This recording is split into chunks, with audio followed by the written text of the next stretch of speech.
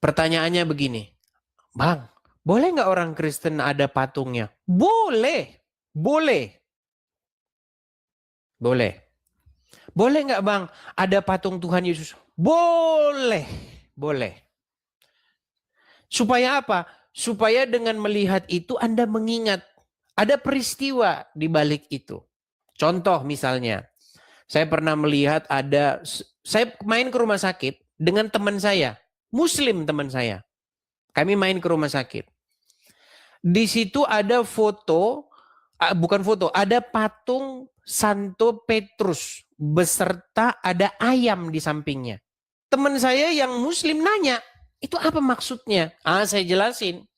Itu maksudnya begini. Jadi Petrus itu adalah salah satu murid dari Tuhan Yesus. Begitu. Nah, Petrus ini dia tadinya itu, semangat 45. Dia sampai bilang begini, aku rela masuk penjara dan mati bersama-sama dengan engkau. Sekali-kali aku tidak akan melari meninggalkan engkau. Tapi apa kata Tuhan Yesus? Ketahuilah wahai Petrus, sesungguhnya sebelum ayam berkokok 3 kali pada hari ini, engkau akan 3 kali menyangkal aku. Sebelum ayam berkokok, engkau akan 3 kali menyangkal aku. Oh gitu tuh maksudnya. Maksudnya gimana? Ya, jadi sudah dinubuatkan oleh Tuhan Yesus bahwa Petrus ini nanti beda omongannya dengan pertama.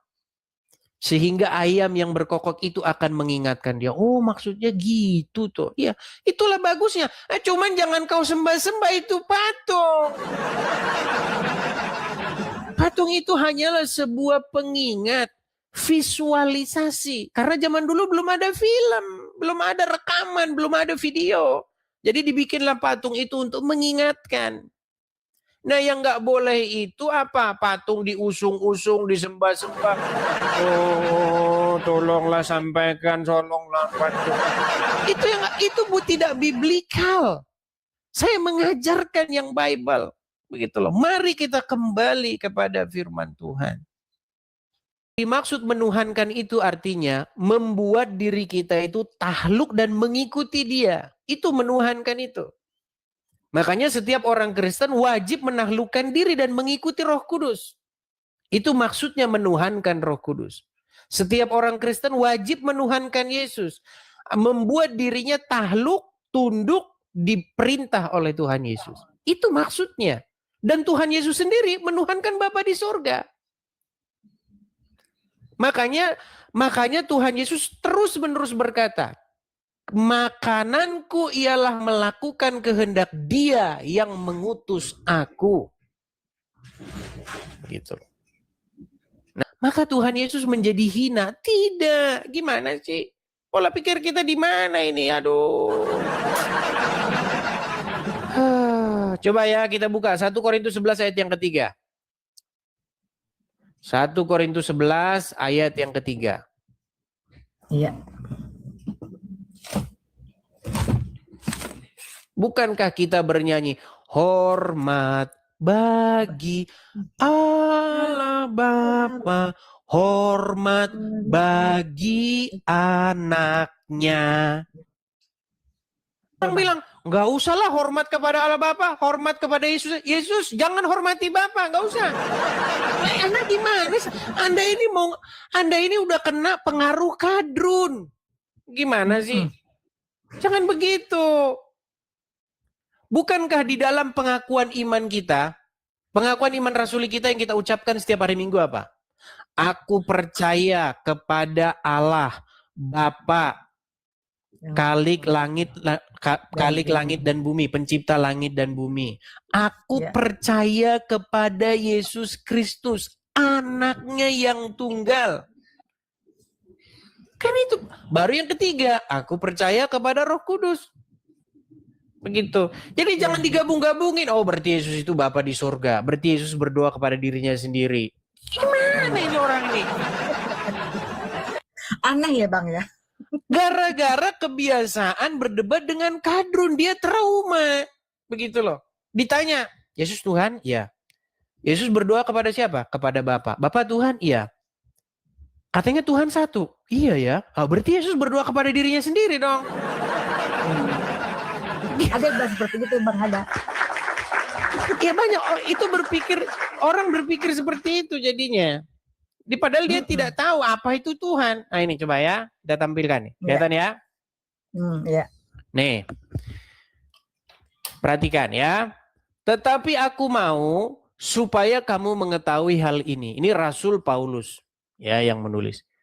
Yang sering dihina, yang sering dipelesetkan oleh kadrun-kadrun bahwasanya dia mengajarkan yang lain. Tetapi aku mau supaya kamu mengetahui hal ini, yaitu kepala dari tiap laki-laki ialah Kristus. Yes. Kepala dari perempuan ialah laki-laki dan kepala dari Kristus ialah Allah. Begitu.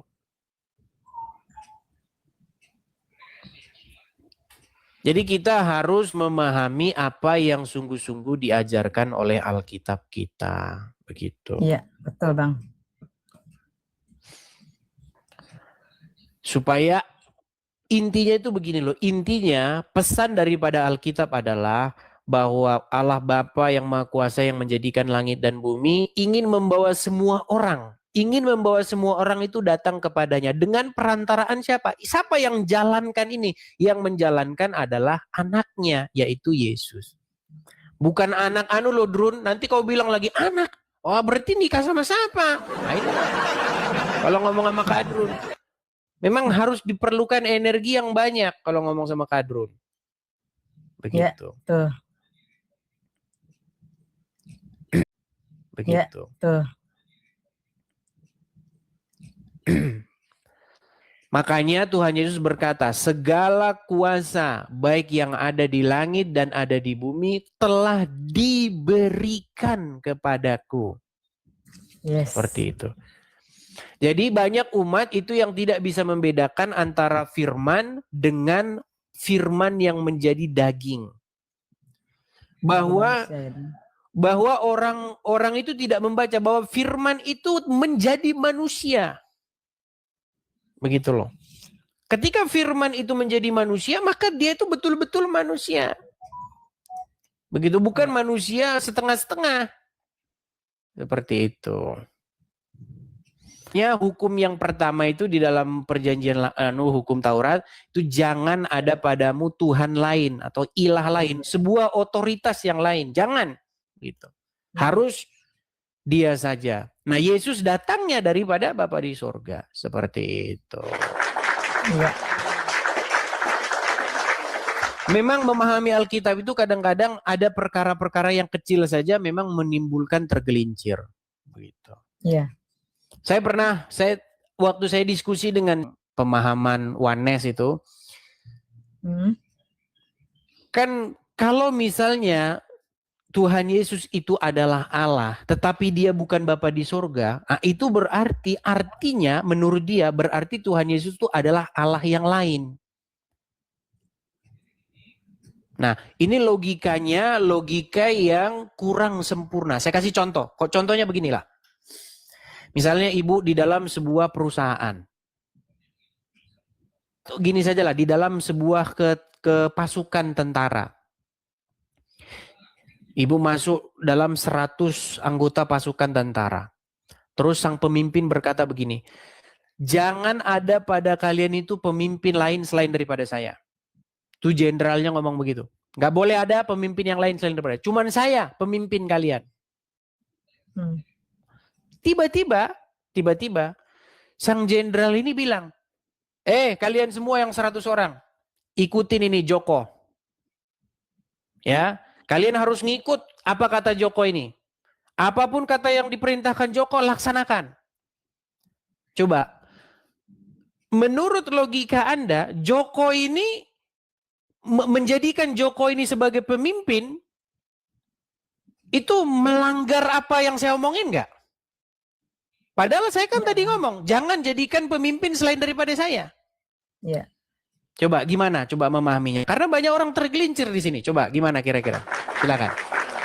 Ya karena kan Allah Bapa sendiri yang mengutus Yesus. Iya. Disembah. Betul. Jadi Jokowi ini boleh nggak dijadikan pemimpin? Iya, karena disuruh sama yang mimpin Iya, gitu loh. betul Bang. Itulah yang memimpin itu kayak gitu caranya gitu loh. Masa dia orang karena kau bilang kemarin yang mimpin hanya kau, berarti saya nggak mau lah. Bodet, saya itu sebagian cara saya mimpin kamu. Gimana sih? Kan gitu. Cara saya mimpin kamu itu, memimpin itu artinya kamu nurutin saya. Nah sekarang saya suruh kamu nurutin ini. Itulah cara saya mimpin kamu. Cuman karena mungkin ada prajurit-prajurit yang IQ-nya jongkok, lalu dipahami, kemarin kau bilang harus ngikutin kamu. Sekarang masa saya ngikutin dia?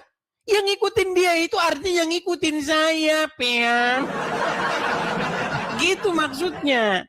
Cuman banyak orang tidak nangkap-nangkap seperti itu. Ya mungkin Ibu paham lah ya yang saya utarakan ya Bu ya. Mengerti Bang. Mengerti. Baik. Terima kasih lah kalau mengerti. Oke Bang. Oke, hanya itu saja ya. Itu aja. Oke, terima kasih Ibu. Tuhan Yesus memberkati ya. Saya turunkan ya. Halo. Ya, jadi pemahaman orang-orang yang oones itu seperti itu teman-teman. Ya.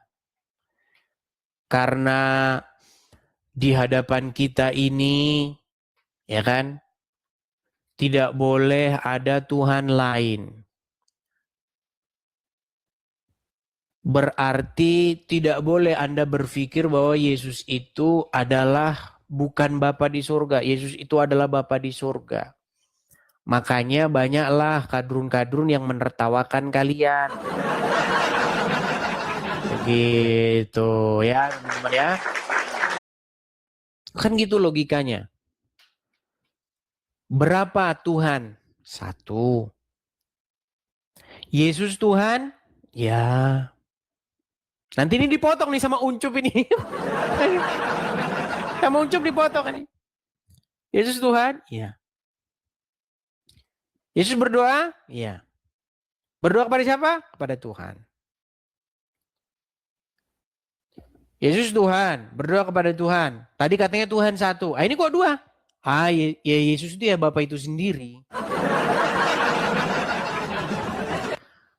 Bapa kami yang lalu majulah Yesus dan berdoa, "Ya Bapa, jikalau Engkau mau, biarlah cawan ini berlalu daripadaku. Tetapi janganlah kehendakku yang terjadi, melainkan kehendak-Mu."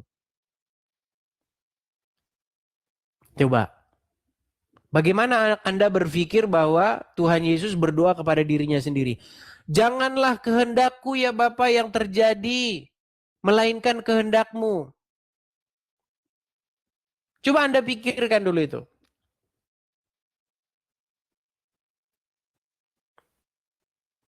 Ya Bapa di surga, yaitu aku sendiri. Janganlah kehendakku, yaitu aku sendiri. Melainkan kehendak-Mu, yaitu aku sendiri. Jadi janganlah kehendakku yang sebenarnya adalah aku sendiri.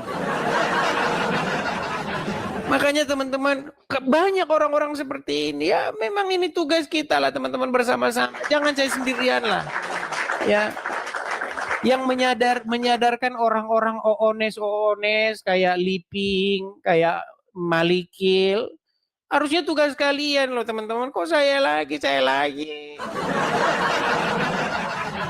Gimana begini teman?